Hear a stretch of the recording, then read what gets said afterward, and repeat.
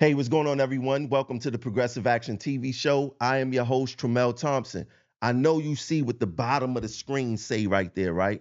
Will Richard Davis do the right thing? I'm going to touch on that a little later in the show, right?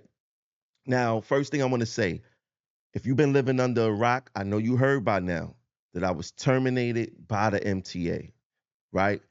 I would like to tell everyone thank you for the messages, the phone calls, the Facebook posts, the Twitter, everything. I would like to say thank you, thank you, thank you, thank you, thank you. The messages were very positive.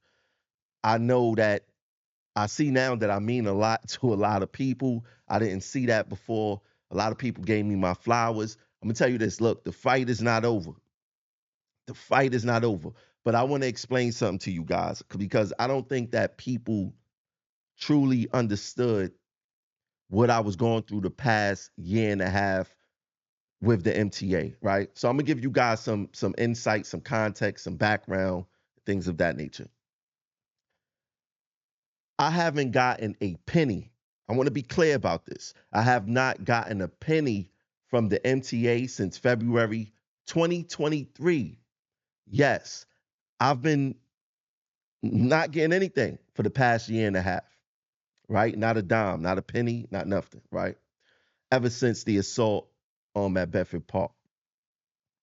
So I get it when people say, "Oh, you lost your job," and I know a lot of people is concerned, but in my opinion, whenever you go without pay, you lost your job. I lost my job back in February 2023 when the MTA decided to controvert the assault that happened on me, right, via workers' comp. Ironically, um, one of my friends decided to run for president of the United States. And when, he called me, we spoke, and I had no intentions of working for the campaign, to be honest. I told him when he come to New York, let me put some things together for him. He was like, all right. The first day after I put the situation together for him, he like, yo, I need you on staff. I couldn't say no. For one, once again, the MTA wasn't paying me. For two, it was an experience of a lifetime. How many people could say that they worked on a presidential campaign right next to the candidate, right? And I started out as a senior advisor to him, advising him on some issues that affect labor, that affect, black folks, the community, and things of that nature, right? Once in a lifetime opportunity. Now, during that experience, I must say that I found myself. I must say that the dignity and the respect part from employment, I experienced that. Why do I say that? If I needed a day off, there was no argument, there was no people to call. You did what you had to do. If I had to do something with my son, you did it, right?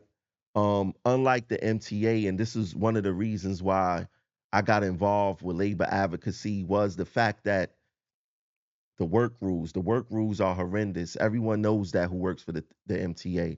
I remember one time I wanted to attend my son's first ever Father's Day event, and the MTA gave me a hard time to go attend that event. When my grandfather passed away, the MTA gave me a hard time. They wanted death certificate, this paperwork, that time limit on that. Even with my son's situation, they wanted to see an email that the event was going on, this and that. And like I said, that was one of the things that kept me fighting because there's no way possible that you should be treating grown folks like that. That's not what you call dignity or respect. That's called control and big stick management, right? I was never with that. But when I was working for the campaign, I didn't experience that. I experienced the sense of freedom. And it was a beautiful thing. It was a beautiful thing. And like I said, I wouldn't trade it in. I wouldn't change anything. I wouldn't do anything. I would have did the same thing over and over again. While I was experiencing that, I was calculating these fights in my head with the TA and things of that nature and how I could bring that here, right? Now, I'm gonna be honest. Um, I'm upset that I got terminated. It's not the fact that I'm not a transit worker. It's the fact that I didn't leave on the terms that I wanted to leave on. They controlled those terms. Um, and another thing is that, I loved what I do as a conductor. I took the ATD test within my first, think, like 3 years on the job. I was called for a supervisory position. I turned it down because I wanted to remain in the fight. I wanted to have standing in the fight as a local 100 member, right? I had opportunities to advance my career, and I decided not to because I wanted to stand with the membership in the fight and be the change that we all deserve and we wanted to see. And I wanted to make sure that I had a hand in that. And during that journey, of course, you're going to make enemies because people don't like to be criticized. Everybody want to be praised. They want their back to be rubbed. They want you to be yes men, and that wasn't me. And on my ascension in this labor advocacy, I vocalized what I did not like. I vocalized the things that I did like, and it was what it was. But what I was saying is that the me working for the campaign and I found dignity and respect in the workplace, right? Now, um, the work rules here suck. We all know that. We all know that. But yeah, me being terminated, like I said, I'm upset. I didn't leave on my own terms. But the reality is that the MTA didn't pay me from February 2023, and I had to find a way for myself and my family, right? Now, we go touch on, will Richard Davis do the right thing? Why do I say will Richard Davis do the right thing? Tremel, why would you expect Richard Davis to do the right thing when you put him on blast, you put trucks in front of his house, you did all these things, these activist things? Why would you want him to do the right thing? I want to be clear. Richard Davis doing the right thing isn't about me. It's about you guys. Why do I say that? These arbitration decisions that went against me set precedents, right? Which means that the MTA don't no longer have to wonder what to do in my types of situations. And my type of situations are very broad because arbitrations, they don't have to prove the MTA do not have to prove their case beyond a reasonable doubt. Their case could be empty and the case could still go against you. And if you're unfamiliar with my cases, it's basically about, one of them is about dual employment, but it's not just dual employment because technically I was not getting any pay from the MTA. I wasn't on MTA property. I was on workers' comp, and I was on a workers' comp that wasn't paying me. So where was the dual employment, right? So basically, I decided to take employment when my employer was not paying me, and they punished me for it. Now, I reported it to the workers' comp board because that's what you're supposed to do, but they still found me culpable of not reporting it to the MTA. And I want you guys to think about this. If I would have reported it to the MTA and they would have said no, am I supposed to starve? Am I supposed to be homeless? Like, what are my options? Right? What Richard Davis was supposed to do was supposed to fight this tooth and nail, right? Have meetings on this, discuss strategy, and not treat this as if this is the normal case, right? As if this is the normal grievance. Because now what it says is that if you're ever in my position of being out of work, your workers' comp is controverted, and the MTA love controverting workers' comp cases.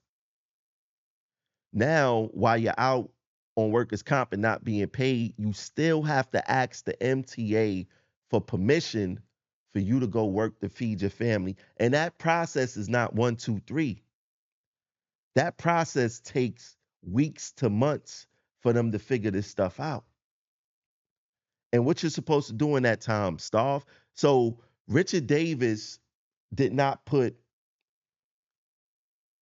a good plan together to fight against the MTA with that. And to everyone who's writing stuff about the MTA online and things of that nature, that's what my other charge was about. If you're slightly wrong on your facts, or if they feel that you was being malicious, even if you use the word allegedly, they can fire you for that instance. Once again, this was another situation where Richard Davis didn't put his ego to the side, let the banter between him and I take precedence over his role as a union president, right? Because that was another situation where he was supposed to strategize, where he was supposed to reach out and say, Tramel, I know that we don't agree on things, but I can't allow this to happen because if you lose, we all lose, right?